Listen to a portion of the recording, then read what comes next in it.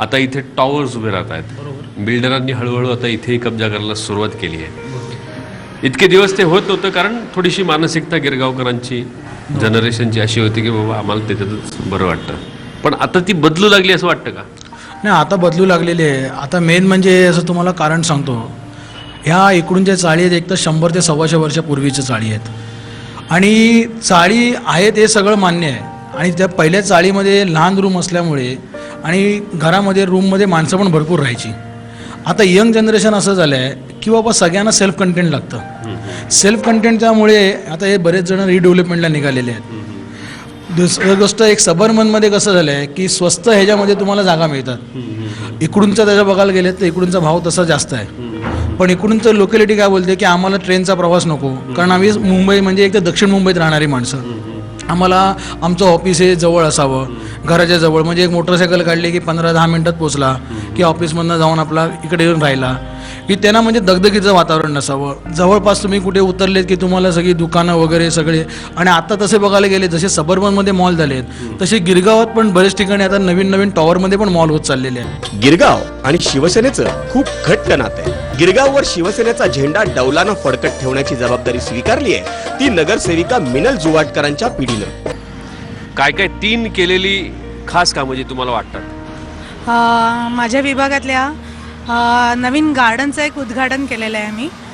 आणि तसंच नवीन पाण्याच्या लाईन्स टाकण्याचं आम्ही जे फार पूर्वी काम झालेली होती ती ह्यावेळेस आम्ही नवीन पाण्याच्या लाईन्स टाकण्याचं काम केलेलं आहे. आणि तिसरं काय? आणि तिसरं म्हणजे आम्ही हाऊसगलांचं रिपेअरिंग, ज्या जुन्या ड्रेनेज लाईन ज्या आहेत त्या आम्ही खराब झालेल्या आहेत त्या चेंज करून आम्ही नवीन ड्रेनेज लाईन टाकण्याचा प्रयत्न केलेला आहे. सचिन आणि मी आज जो कार्यक्रम आयोजित केलेला आहे त्यासाठी सगळे उपस्थित मान्यवर त्यांचा आम्ही आधी आभार मानते. तुम्हाला माहितीच असेल साहेबांच्याबद्दल. साहेब हे क्रिकेटपटू किंवा सिने कलाकार किंवा व्यंगचित्रकार, चित्रकार त्यांचे ते गुरु होते. आणि मला असं वाटतं आमच्यासारख्यांचे सुद्धा ते गुरु आणि मार्गदर्शक असे होते.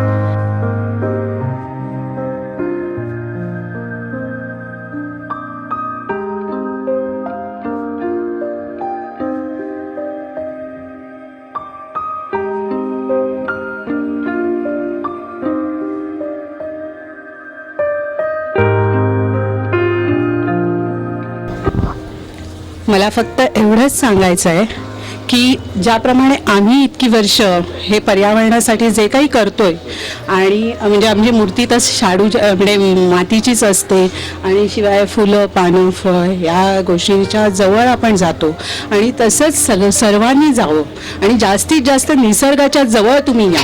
कारण शेवटी मला हेच सांगायचं आहे की तोच एक सर्व हे आहे. जसं आपण देव मानतो ना त्याच्याही पलीकडे निसर्ग हाच आपले आई वडील आणि सर्व आहे. तर तुम्ही निसर्गाच्या जास्तीत जास्त जवळ जा आणि निसर्गावर प्रेम करा.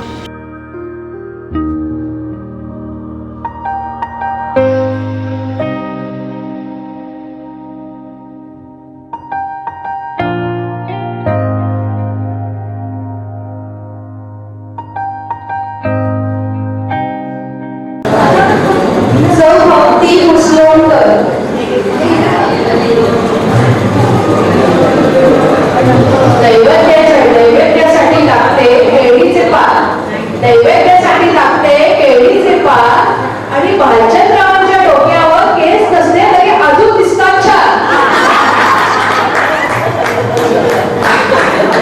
हिमालयाच्या पर्वतावर बर्फाच्या राशी रवी नावाचं नाव येते. उन्हाळ्याच्या